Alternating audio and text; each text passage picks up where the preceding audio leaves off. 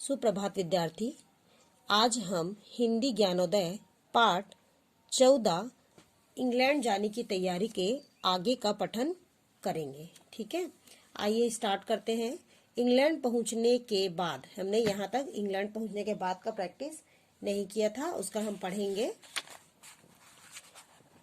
ठीक है, पार्ट 15 है इंग्लैंड जाने की तैयारी। आइए पठन स्टार्ट करते हैं। जीवन की गहराई में उतरने के अनुपात में मुझे बाहर और भीतर के आचरण में परिवर्तन करने की जरूरत मालूम होती है। मतलब जो वो बोलता है, इंग्लैंड जाने के बाद मेरे जो शरीर का परिवर्तन है, मुझे अंदर और बाहर दोनों आचरण में परिवर्तन करना है।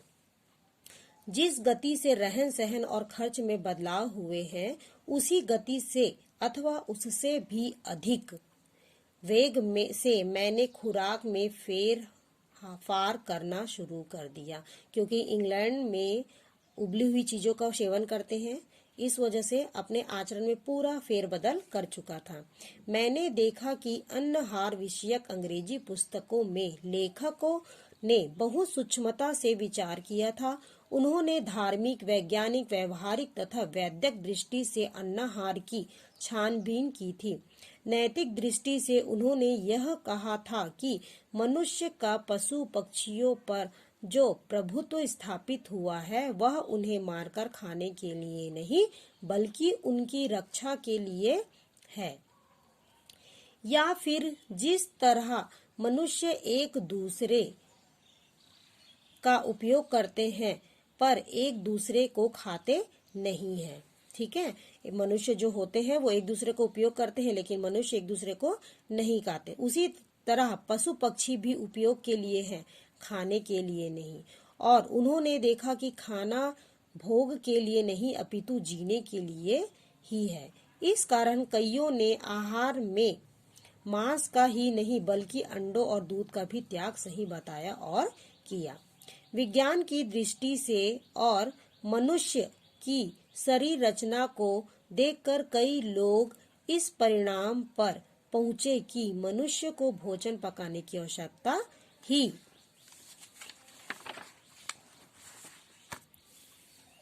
नहीं है। वह वनपक्व झाड़ पद कुदरती तौर पर पके हुए फल। वनपक्व क्या होता है? जो पका रहता है, फल जो है पेड़ पर पका होता है, उसको बोलते हैं वनपक्व। ठीक है, उसके बाद है ही खाने के लिए उत्पन्न किया गया है। दूध उसे केवल माता का ही पीना चाहिए। दांत निकलने के पश्चात उसको चबा सकने योग्य खुराक भी लेनी चाहिए। वैद्यक दृष्टि से उन्होंने मिर्च मसालों का त्याग बताया और व्यवहारिक अथवा आर्थिक दृष्टि से उन्होंने बताया कि कम से कम खर्च वाला भोजन अन्नहार ही हो सकता है। मुझ पर इन चारों दृष्टियों का प्रभाव पड़ा और अन्नहार देने वाले भोजन गृह में मैं चारों दृष्टि वाले लोगों से मिलने लगा। विलायत में इनका एक मंडल था और एक साप्ताहिक भी निकलता था। मैं साप्ताहिक खरीदता था और मंडल का सदस्य। कुछ ही समय में मुझे उसकी कमेटी में ले लिया गया। यहाँ मेरा परिचय ऐसे लोगों से हुआ जो अन्नहारियों से स्तंभ रूप समझने जाते थे। मैं प्रयोगों में व्यक्त हो गया। घर से मिठाई, मसाले वगैरह जैसे मंगाए थे, वे खाने बंद कर दिए और मन ने दूसरा मोड़ पकड़ा। ठीक है, उसके बाद क्या लिखा है? इस तरह से मसालों का प्रेम कम पड़ गया और जो सब्जी रिचमंड में मसाले की कमी से बेस्वाद मालूम होती थी, अब सिर्फ उबली हुई स्वादिष्ट खाने लगी थी। ऐसे अनेक अनुभवों से मैंने यह समझा कि स्वाद का सच्चा स्थान तो जीभ नहीं बल्कि मन है। ठीक है, मन से हम कुछ अगर सोच लेते हैं कि हमको ये खाना है तो हम ये खाएंगे ही, ऐसा लगता है ना। हमें अगर भूख लगता रहता है तो कुछ भी खा लो, उसकी भूख की तीव्रता से हमें सब चीज अच्छा लगता है। और भूख नहीं लगेगा तो आप खुद ही कुछ नहीं खाना चाहोगे, है ना। आर्थिक समस्या में तो मेरे सामने ही थी। उन दिनों एक पथ ऐसा था जो चाय कॉफी को नुकसानदायक मानता था और कोको का समर्थन करता था। मैं यह समझ गया था कि केवल उन्हीं वस्तुओं का सेवन करना योग्य है जो शरीर व्यापार के लिए आवश्यक है। इस कारण मुख्यतः मैंने चाय और कॉफी का त्याग किया और कोको का सेवन करने लगा। जब वो विलायत गए तो उनने क्या किया पता है कि ना, अपने चाय वाय जो पीते थे वो उसका त्याग कर दिए थे और क्या पीने लग गए थे, कोको। वहां उनको जो खाते थे वो उबली हुई चीज खाना अच्छा लगने लग गया। जो मिर्च मसाला खाते थे वो छोड़कर उनको उबली हुई खाने का सेवन करना भी अच्छा लगने लगा।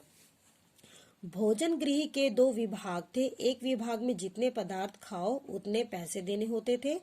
इसमें एक बार में सीलिंग 2 सीलिंग का भी व्यय हो जाता था। मतलब जो गृह मैश होता था वहां क्या होता था, 2 विभाग रहता था।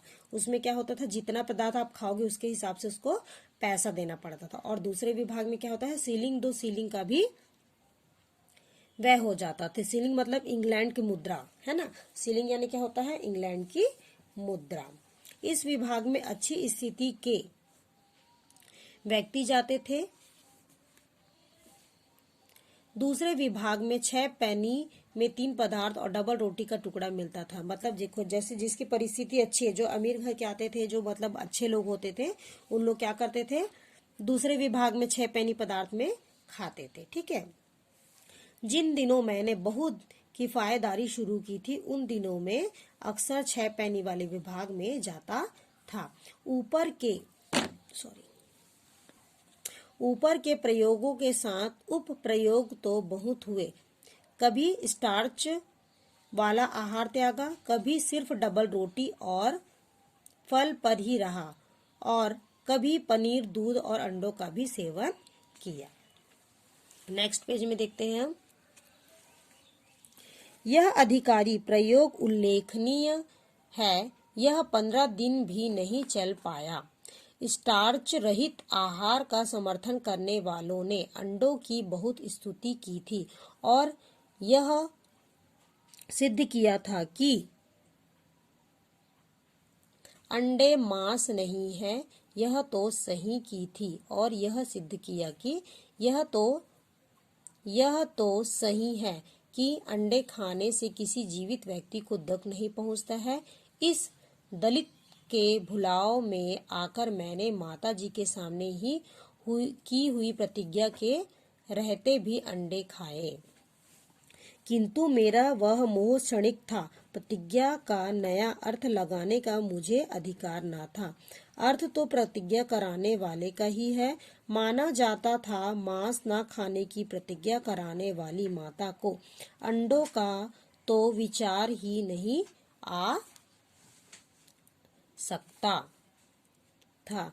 इसे मैं जानता था। इस कारण प्रतिज्ञा के रहस्य का बोध होते ही मैंने अंडे छोड़े और प्रयोग भी छोड़ा, है ना। यह एक सूक्ष्म सदस्य है और ध्यान में रखने योग्य है। विलायत में मैंने मांस की 3 व्याख्याएं पढ़ी थी। एक के अनुसार मांस का अर्थ पशु पक्षी का मांस था, इसलिए व्याख्याकार उसका त्याग करते थे। पर मछली खाते थे, अंडे तो खाते ही थे। दूसरी व्याख्या के अनुरूप साधारण मनुष्य जिस जीव के रूप में जानता था उसका त्याग किया जाता था। इसके अनुसार मछली त्याज्य भी, किंतु अंडे खाने योग्य थे। तीसरी व्याख्या में साधारणतः जितने भी जीव माने जाते हैं उनके और उनसे उत्पन्न होने वाले पदार्थ त्याज्य थे। इस व्याख्या में को मानता तो मछली भी खा सकता था, मगर मैं समझ गया था कि मेरे लिए तो माताजी की व्याख्या ही बंधन कारक है। अतएव यदि मुझे उनके सामने ही ली गई प्रतिज्ञा का पालन करना हो तो अंडे खाने ही ना चाहिए। इस कारण मैंने अंडे छोड़ दिए, पर मेरे लिए यह बहुत मुश्किल हो गई, क्योंकि बारीकी से पूछताछ करने पर पता चला कि अन्नाहार वाले भोजन गृह में भी अंडों का चीजें बनती थी। तात्पर्य यह है कि यहाँ भी भाग्यवश मुझे तब तक परोसने वालों से पूछताछ करनी पड़ी थी जब तक कि मैं अच्छा परिचित ना हो गया हो, क्योंकि कई तरह के पुडिंग में मैं और कई तरह की केक में तो अंडे होते थे। ठीक है। दूसरी, इस कारण